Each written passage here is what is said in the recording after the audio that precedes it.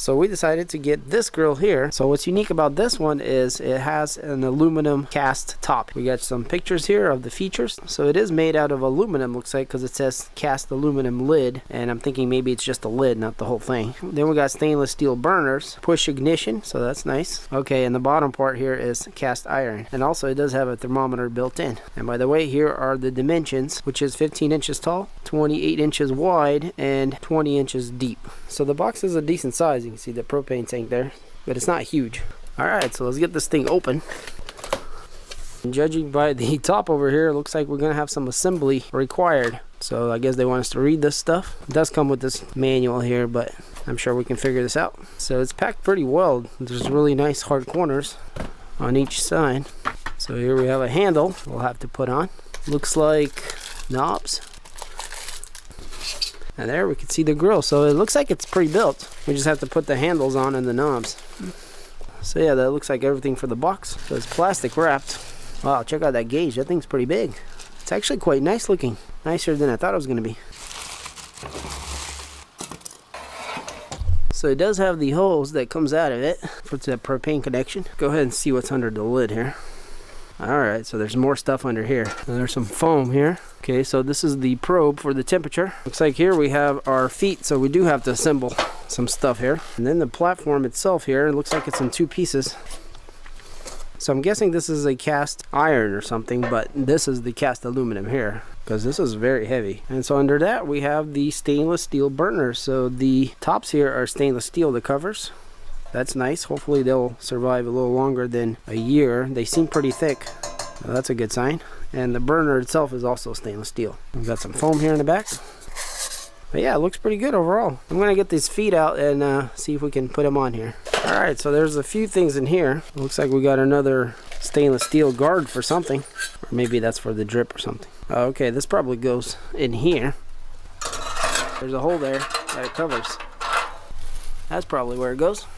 And we got a tray that looks like a drip tray that goes underneath, looks like. And then we got the two legs, and the legs are actually plastic, and that is totally okay with me. Well, actually these are legs and handles at the same time, so looks like this will connect to the side of it.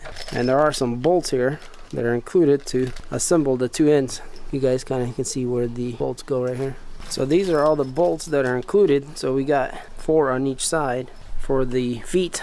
And then we got 2 of these smaller ones that are shiny, and these are actually for the lid here on the top. So there's a hole there and there where this handle will mount here. Now we will need to put the little washers in like this first. And here on the grill, we're just gonna go through the other side. You guys can see that. And so this bolt here will screw into there. All we gotta do is line it up, and that's it. So yeah, simple as that. The handle on the lid is on.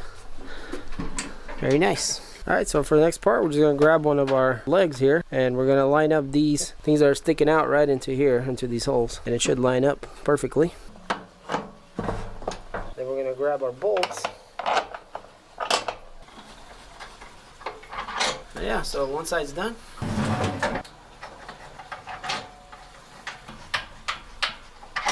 So here we're looking at the back, and we have this little, I guess, igniter match holder or whatever you want to call it. It nicely tucks around the back, so I'm probably not going to use that. This thing should have self-ignite. But if we look under here, we saw where we installed that little stainless steel panel there. But anything that drips from the bottom of the grill needs to go into this pan here, and that's where this thing lives, right here. So it kind of goes on the top and sits in there just like that. So and then when you need to clean it out, you just pull it out. Yeah. And by the way, the hose goes into one of these legs where it kind of holds it. So that's kind of nice. But yeah, guys, we're almost done. We need to put our platform back in and then put the knobs in. So let's go ahead and put these guys in. Alright, so now we just need to put in the knobs. And they are pretty cheap plasticky knobs, but so it looks like it should just line up. And once it lines up, you just push it in there, and that's it. Same thing for the other one. I guess to use it, you push it in and then you turn it. And it makes a click, and that should ignite. So let's go ahead and connect this to the propane. So it does come with a little cap. That's kind of interesting. I guess when you store it away, you can cap it. But yeah, the propane feeds from the back, which is nice because the old one was from the front. You can go ahead and connect it here. So it's pretty straightforward. Gonna tighten it up. Alright, so let's go ahead and open up the gas. And once we turn this, it should fire it up, but let's see what happens. So it is on and just can't see it, I guess. Well, you kind of see it steaming a little bit. It's burning off, but yeah, it is on. And so when you first do it, it goes to the highest position, and then you can, you know, go down to the lowest. So I'm gonna go about medium for now. Let's do the other one here. All right, so that one fired up also. So yeah, those igniters seem to work pretty good. So everything's warming up. So let's go ahead and close the lid, and I'll leave it about medium. And we're gonna see if this temperature rises. And it looks like it is already, look at that. So yeah, it's almost at 200. It's heating up pretty quick. I'm gonna go ahead and turn it down all the way and get some stuff to put in here. All right, so I got a few patties here that we can put in here. So it looks like it's about 350 and growing slowly, and this is the lowest heat on both of them. So I'm gonna go ahead and open it. So it might be a good idea to clean this, but I don't know, it looks pretty clean to me. Or at least wipe it down with something. So I'm gonna go ahead and throw these patties on here. Throw one on this side, one on the other, and let's try one right in the middle. See how it cooks. So they are sizzling away. But we do need to close it so we can build some heat. So I went all out and put a bunch of other stuff on here. So we got the 3 patties, some fish here, and shrimp. So it's pretty much fully loaded at this point. I'm gonna close it up and let it cook. And I'll let you guys know, you know, if it's even and stuff, but I have a feeling it's gonna do pretty good. So I'm gonna go all the way down and then up just a little bit for a little more heat. But I usually like to cook my stuff slower. And the temperature seems to build pretty quick. So before I put that stuff in, it was actually over a 400. So it does heat up pretty well. Alright, so it's been about 5 minutes, and yeah, it's at 400, so it's heating up really good. Let's go ahead and open it up and see how it's going here. Alright, so everything's looking pretty good. I'm going to flip these around and see what they look like. Oh, look at that. Not bad. I'll probably need a little more, but that's okay.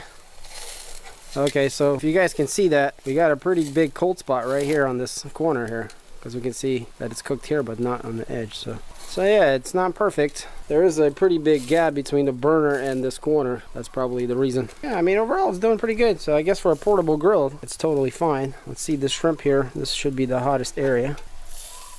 Okay, so we're getting a little bit of cooking there. So yeah, towards the edges, it doesn't seem to be as hot as it is right in the middle. I guess if you have the lid closed, it should still do pretty good. But in any case, I'm gonna continue cooking, and we'll see how it all turns out. So yeah, everything's cooking pretty good, and it's coming to an end here. A few more minutes. Give you guys a little bit of a closer up maybe. But yeah, everything turned out really good. I think it's a pretty good portable grill, and you know, that's what it's for. We're kind of using it more of a permanent stationary thing here, but it does have nice handles to grab it, carry it around, and it seems solid overall. And because this is aluminum, it's not very heavy to pick up. The gauge is nice and large, so you can see it quite easy. The igniters seem to work very well. Pretty solid little grill.